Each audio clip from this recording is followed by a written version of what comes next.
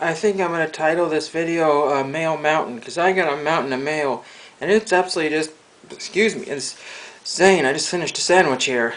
So we'll start off with the kind of frustrating thing here. Here is a forever stamp, and here is the envelope it came in.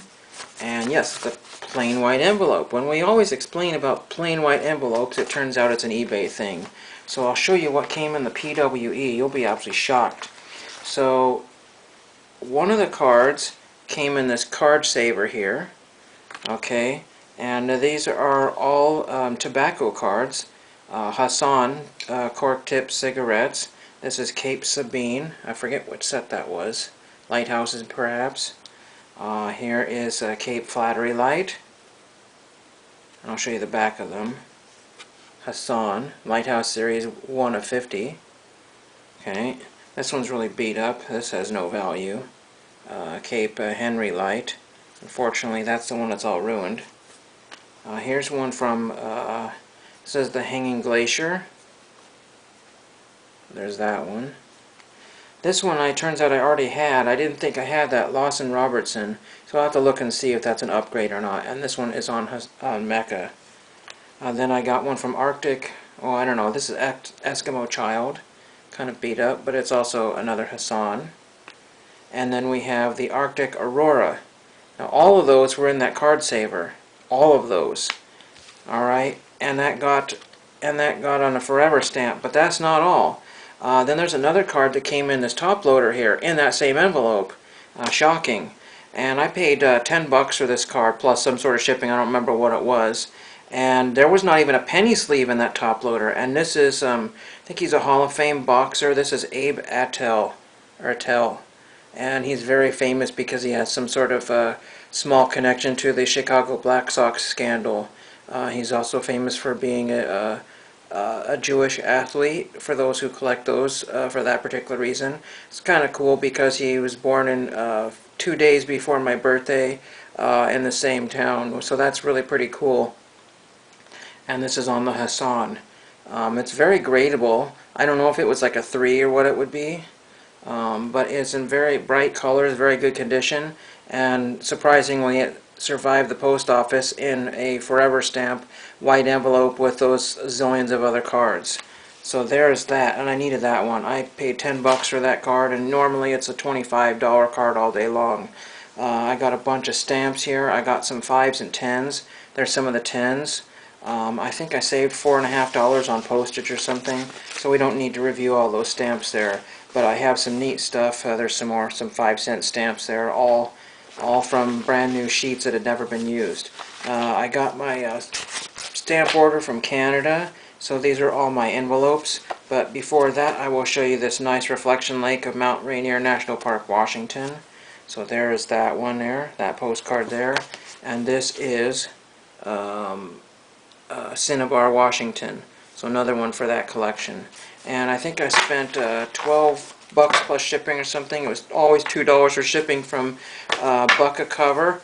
They have another website which you can combine your orders through, and I got some stuff from them. So we'll show you what I got here. This is the Pacific, built in 1924. This is a modern card here, and it's advertising Mother Parker's tea, 1986.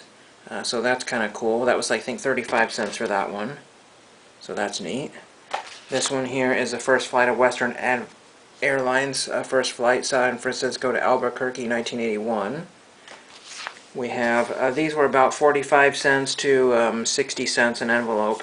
Some might have been $1. There's civil service right there. So I can get somebody to sign that one, perhaps. This is, I think, an exhibit or arcade card. I forget what they call them there. This is the McDonnell Twin Jet Air Banshee. I think that might have been 60 cents for that one. So I had to grab that. Made in USA. America Benefits, Downey, California. I barely can see that, but that's still cool. It's a space envelope. We have Kennedy Space Center right there, first day of issue. Unfortunately, it's got some guy's address there, and that's not usually a problem, but he's got it right there too. So I didn't see that in the description. I just wasn't looking here. This one here is the 20th anniversary of the first man in space, so that's cool. First U.S. man in space.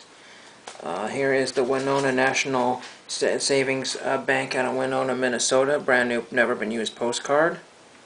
And I picked up a few more of these for autographing here in Washington, D.C., 1973. I got one of the singers from Schoolhouse Rock to sign that. He since passed on. Bob Doro, I think, signed one of those.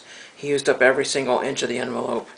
This one here is a homemade envelope from Edwards Air Force Base, California, and I can erase that address in the corner there, so I grabbed that. What was 50 cents for that one, I think. First day issue of this is Williamsburg, Virginia, of George Wythe, 1985. I didn't have that one for my collection of postcards, so there's that one.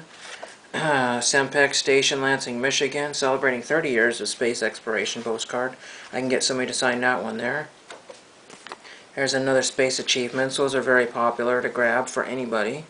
Here's another Space Achievements type envelope here. We have something commemorating the Earth Environment spacecraft called WIND, Cape Canaveral, Florida. I haven't found anybody on that one yet. If I have, it's kind of a long shot. RadarSat 1 out of Canada, well, or owned and operated by Canada. This is Vandenberg Air Force Base, Lompoc, California. And then we've got another one of these Space Achievements with that guy's address on it twice, so that's not too cool. And then we have Pitpex 92. So that is kind of commemorating computers or whatever. So that, I just thought that was cool to have. I like the stamp and everything. So that's kind of a neat deal there. And there's the rest of the zillions of postage there, all kinds of.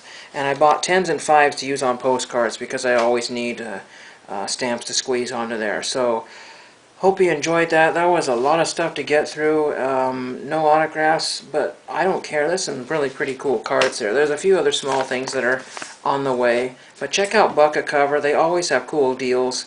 They had some sort of, stay-at-home type of special deal that they ran for 2 or 3 weeks. So that's over now. But cool stuff. And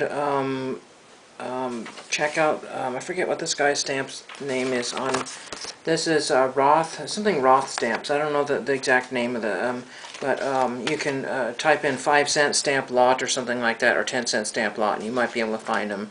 You save like about $1 or $2 a thing, so that's well worth it for me, except for they have to be kind of licked with some, or sponged onto a stamp envelope. So hope you enjoyed that, already said that, and thank you for watching.